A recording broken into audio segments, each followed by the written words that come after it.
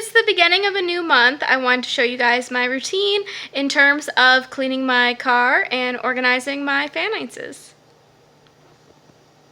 Now that it's the beginning of a new month, I wanted to show you guys my routine in terms of cleaning and organizing my car and finances. So at the beginning of a new month, I always give my car a wash, especially the back where I'm going to be touching and leaning the most. No matter what season it is, it's very helpful to give it a wipe down once a month. And so I do that with my bucket. And I use one microfiber cloth for washing and another microfiber cloth for drying. Okay, so in the process of cleaning out your car, I know we all have a lot of stuff, a lot of PPE stuff right now to keep organized, but stuff that I think is pretty essential for winter, fall, lotion. I mean, we all have hand sanitizer right now. I'm sure we all have our power banks. I've got my headphones. Oh, here it is. Gotta have chapstick, tissues. I'm sure we all have our own garbage bags. Take that out once a month.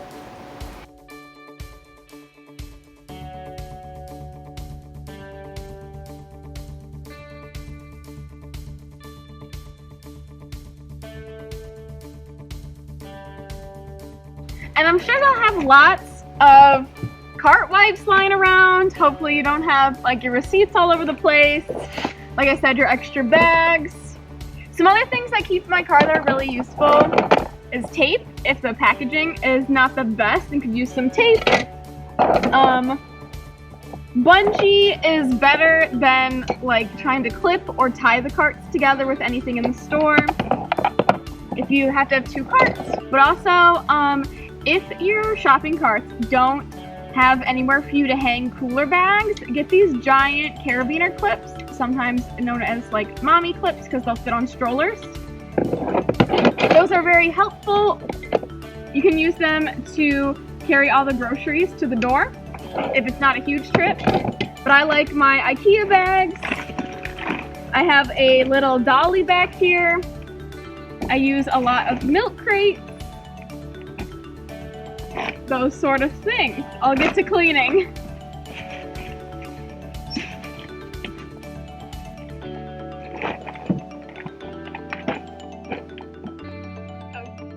A tip for fall and winter, wherever you're parking, whether it's leaves or snow on the ground, you're going to attract that into your car less if you clear it. So this is my little parking spot. I'm going to be clearing out all the leaves. If I had an outdoor broom, I'd use that, but you make do with what you have.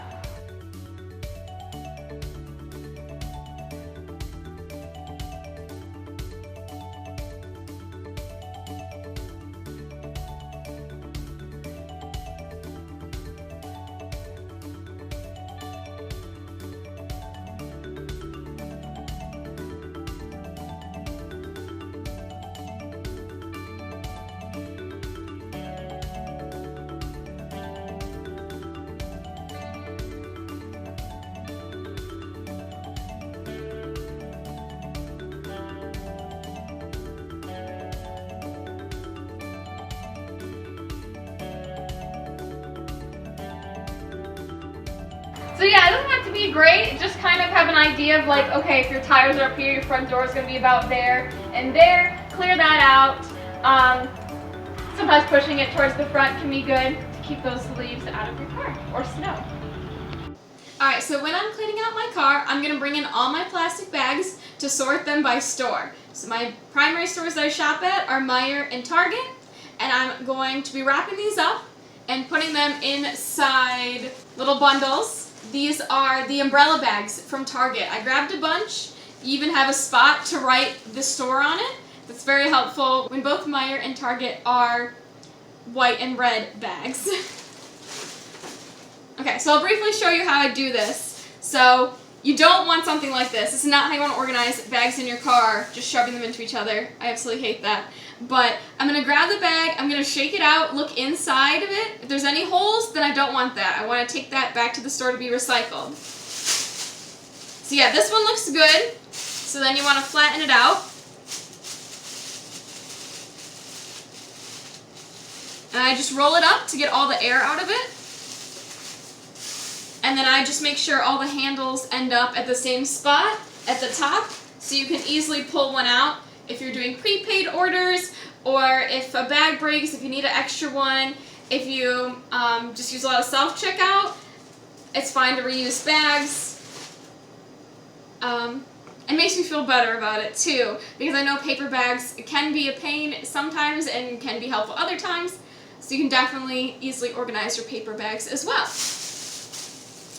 But an example here is this one. It's got a giant hole on the back. It's got some more holes on the bottom, so I definitely want to put that in a separate pile to be recycled. So the cleaned car now looks like this. I've refilled my disinfecting wipes, put it in there. My tissues in there. Water is very important. I keep extra pens, chapstick, lotion. The black case has earbuds, hand sanitizer, and under this is my power bank. Important to keep that charged. And back here I keep a towel. I have a heated electric blanket. That's not really necessary for the job. It's just a gift. I have extra bags organized in a milk crate. I have another milk crate I keep for heavy items or eggs. I have my IKEA bags ready to go, my cart ready to go, and some extra cooler bags ready to go. Okay, so here's a look at what I call my Shipt Sheet. So I've organized it by weeks, and I color code every other week to kind of help go through those quickly. I've got dates, how many hours I worked that day, how many orders I worked that day, how many miles I drove, and then I pull the money straight from my app. And so then I add this up in a total here, how many hours I worked that week, how many miles I drove. And I think it's really important when you buy a new car or start off the year to write where your odometer started at. And then write where you ended at, so then you can get how many total miles you'll know from this sheet, how many miles you used for work, and then you can get a percentage that you can use of your phone bills, that kind of thing.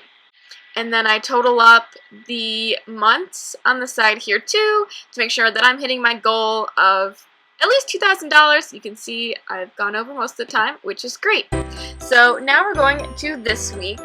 So I worked Monday the 7th. Let's scroll in my app here.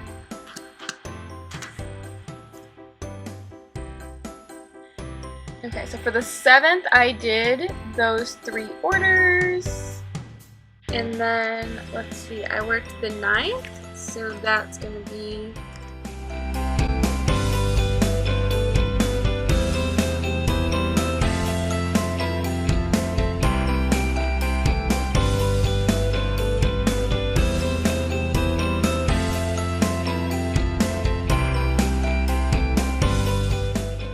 So yeah, this is in the Pages on a Mac, so it's not quite as simple as Microsoft Word.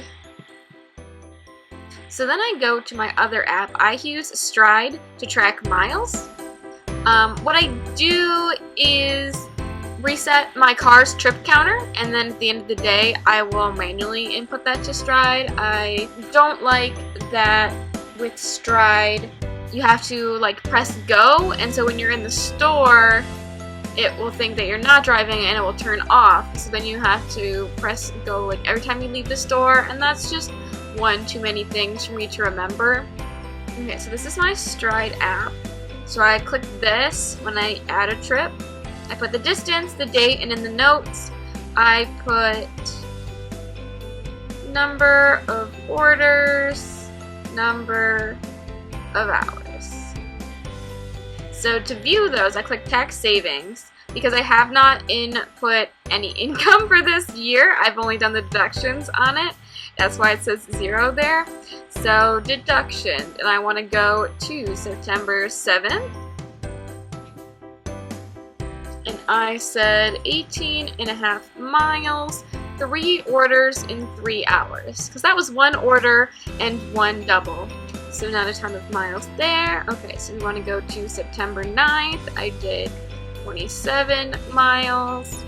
I did 4 orders in 3.5 hours. That might have been 2 doubles. That's good.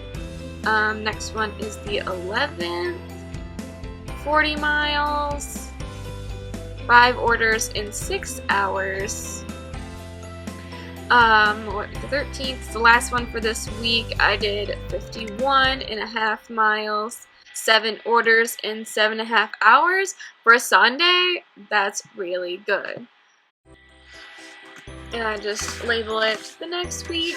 That label isn't super important, but that kind of helps me out. And you can see like the difference between 100 a day versus 200 a day here.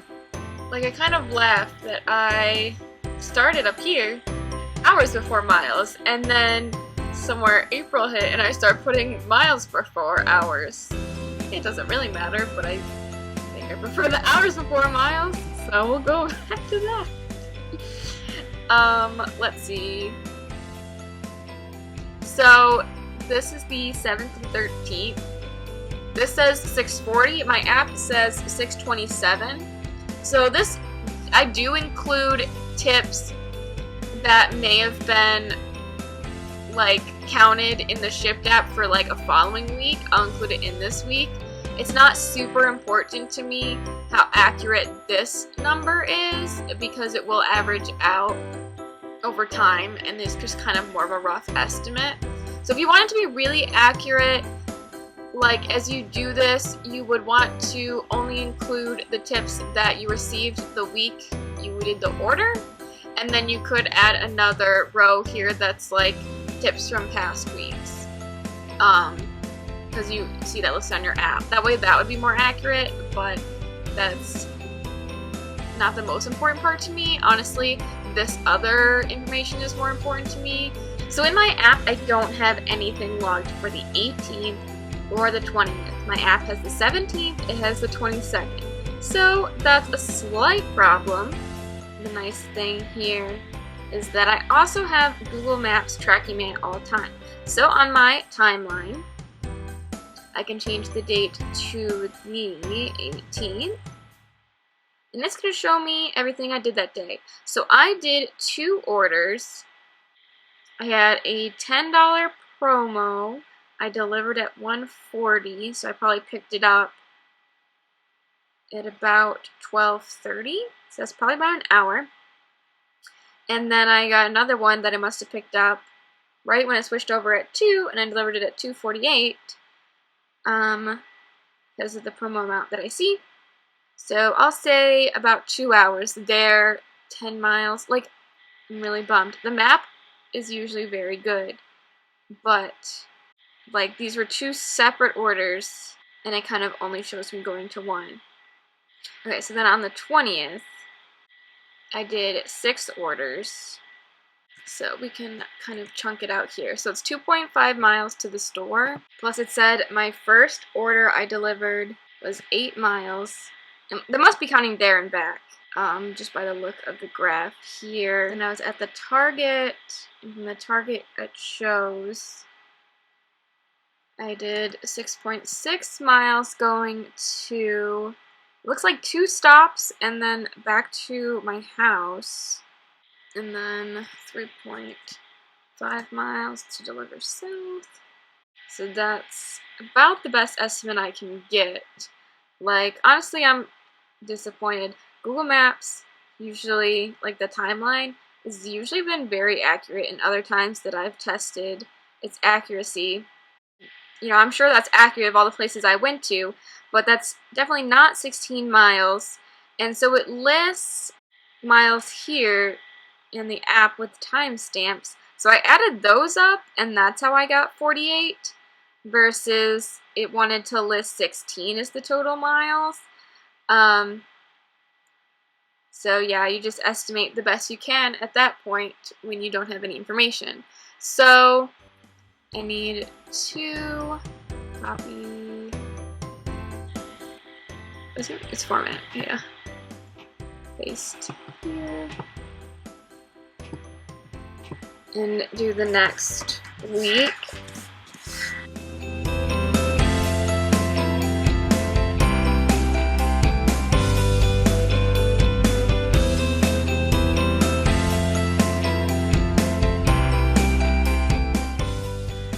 Oh, you know what? That's because on the first, that was probably a neighbor of mine. He uses Shipt. He always tips in cash. Sometimes I go to other stores for him. Okay, get rid of it with him.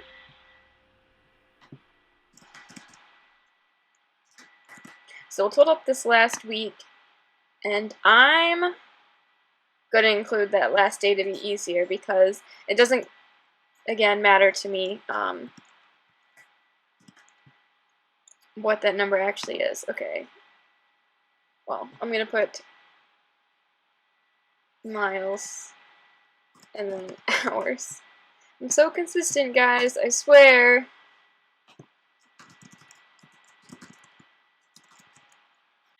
Alright, August here, and then I just pick a square, total up September, and, right, so I'm going to need this one, this one, this one, which includes this guy here, the 29th, and then I need the 1st, 3rd, 6th.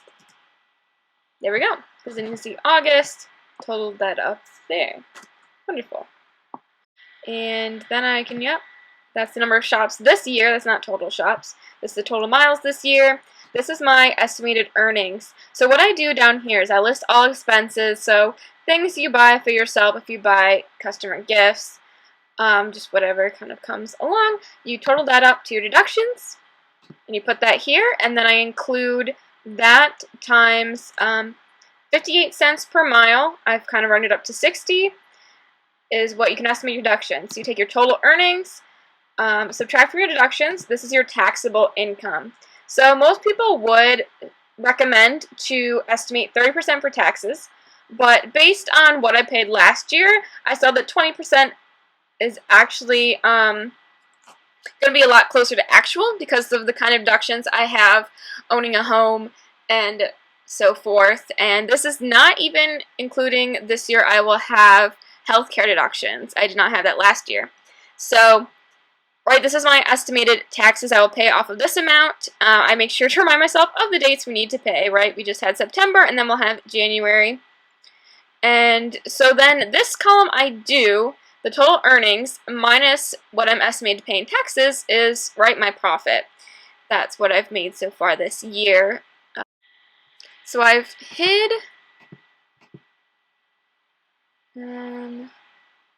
unhide all rows.